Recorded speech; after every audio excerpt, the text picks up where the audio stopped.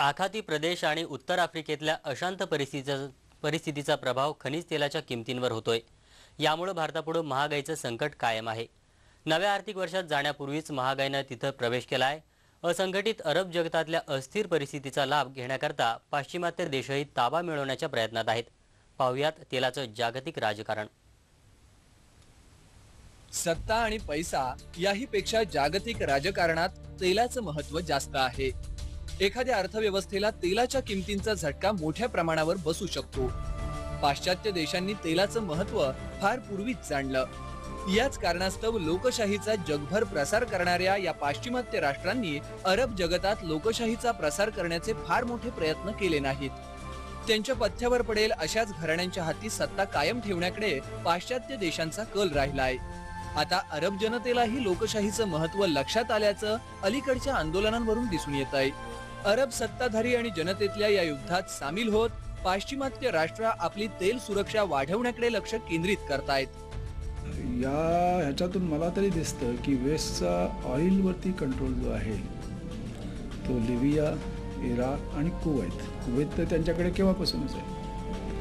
तर आता राहिले ते 2-4 देश म्हणजे इराण म्हणा आणि सौदी अरेबिया, बाकी ते झालं की त्यांच्याकडे सगळं राहील आणि that will give them the safety और ॲश्युरन्स ऑफ सप्लाय।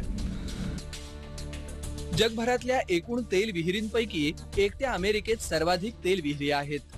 डिसेंबर 2002च्या आकडेवारीनुसार एकट्या अमेरिकेत तेल उत्पादन करणाऱ्या 5,21,070 विहिरी आहेत। इतर देशांच्या मिळून सुमारे 1,88,898 विहिरी आहेत। अमेरिकेतल्या तेल विहिरींचं उत्पादन कमी होत आहे।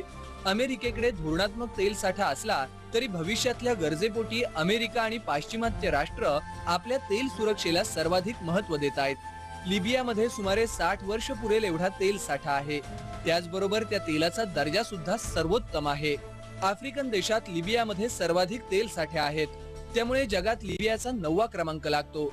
भौगोलिक दृष्टीनेही लिबिया युरोपाच्या अगदीच जवळ आहे। या उद्देशाने पाश्चिमात्य देशांनी लिबियावर हवाई हल्ले सुरू केलेत। याचा परिणाम तेलाच्या किमतीवर झालेला दिसतो।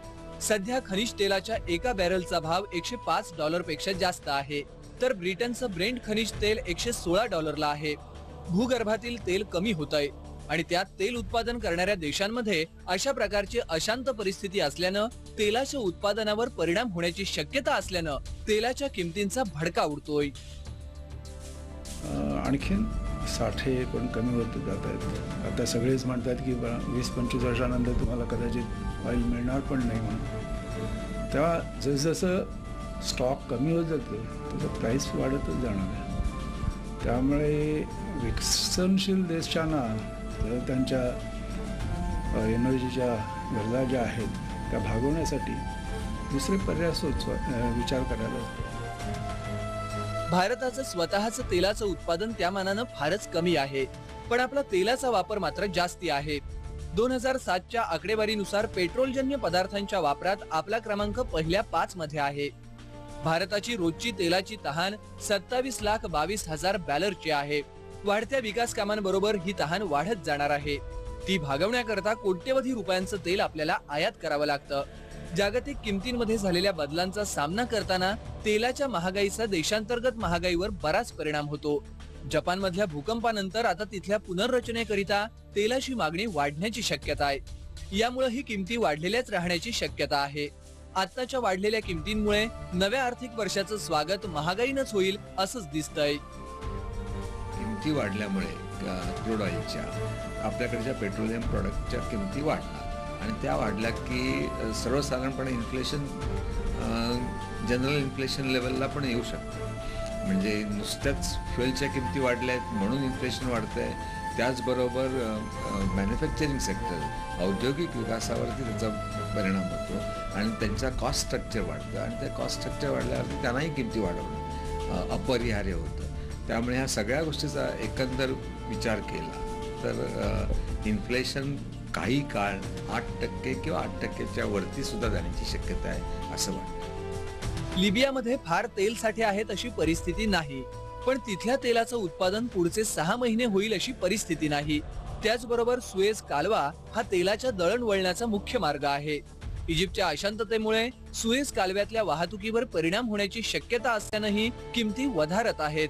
तेल उत्पादन करणाऱ्या कंपन्या, देश किंवा तेलाचा वापर करणारे ग्राहक नाही, तर बाजारातले विविध गुंतवणूकदार तेलाच्या किमती ठरवतात. त्या ठरवताना जागतिक अशांतता, हवामान, नैसर्गिक आपत्ती आदी गोष्टी कळीच्या बनतात. किमान या वर्षाअखेरपर्यंत तरी तेलाच्या किमती चढ्याच राहतील असं तज्ज्ञांना वाटतंय.